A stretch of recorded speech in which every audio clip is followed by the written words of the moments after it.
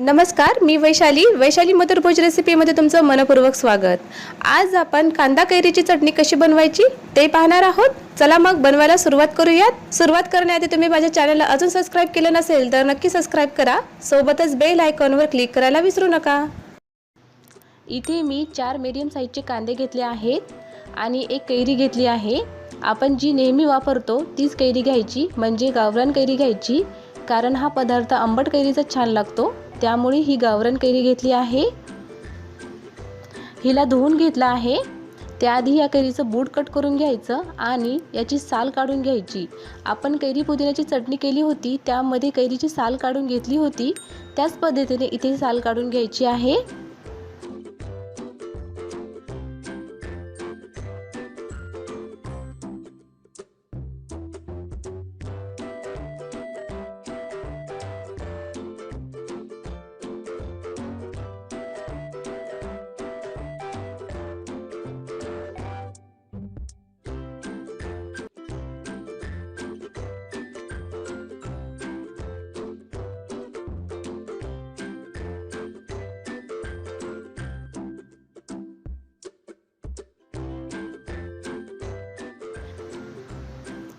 इथे एक मिक्सरचं भांडं घेतलं आहे। ही कट केलेली कैरी त्यात टाकूयात।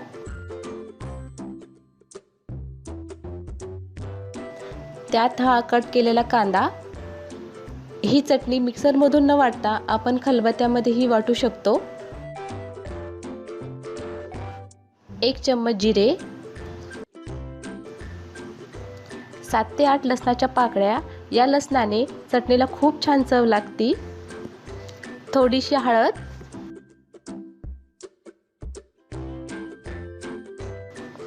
2 चम्मच लाल तिखट।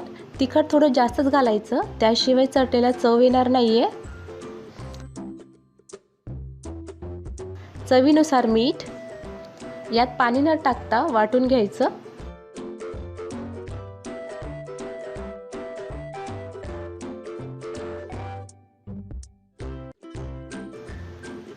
तुम्ही इथे बघू शकता, एकदम मस्त दिसता, तोंडाला पाणी सुटले अशी आपली कांदा कैरीची चटणी वाटून झाली आहे।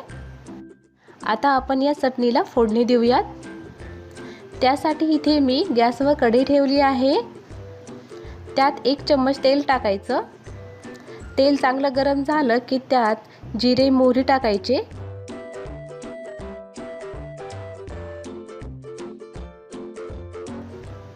आणि 4 ते 5 कढीपत्त्याचे पाने टाकायचे। थोडंसं लाल तिखट। लाल तिखटच्या ऐवजी तुम्ही काश्मीरी लाल मिरच्याही टाकू शकता। ही वाटलेली चटणी यात टाकूयात आणि 2 मिनिट परतून घ्यायचं।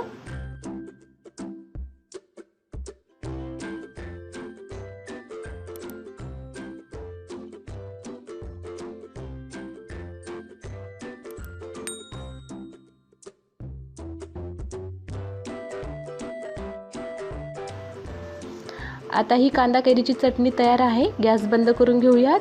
तुम्ही ही चटणी भाकर आणि पोळी सोबत खाऊ शकता। ही चटणी साधारण 8 दिवस टिकते। आपली ही कांदा कैरीची चटणी तयार आहे। तर अशा प्रकारे कांदा कैरीची चटणी घरी नक्की ट्राय करा आणि कशी झाली ते कमेंट बॉक्समध्ये नक्की कळवा। जर तुम्हाला ही रेसिपी आवडल्यास लाईक करा, शेअर करा। अशा छान छान रेसिपीसाठी चॅनलला सबस्क्राइब करायला विसरू नका। लवकरच भेटू अशा छान रेसिपी बरोबर। तोपर्यंत बाय बाय।